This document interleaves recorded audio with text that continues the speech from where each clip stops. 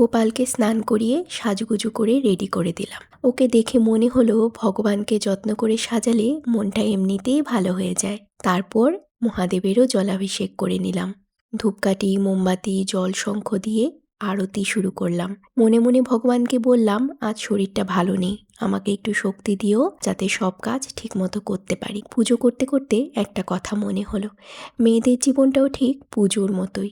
বাবার বাড়িতে আমরা প্রিন্সেস, আর শ্বশুর বাড়িতে ঢুকেই প্রিন্সেস থেকে সব সামলানো ম্যানেজার। এক্সপেকটেশন অনেক, কিন্তু বোঝার মানুষটা সবসময় থাকে না। তবু আমরা থামি না, হাসি, মানিয়ে নেই, ভগবানের সামনে মাথা নত করি। আর প্রার্থনা একটাই, মেয়েরা যেন শুধু দায়িত্ব না হয়, নিজের স্বপ্নেরও দাম পায়।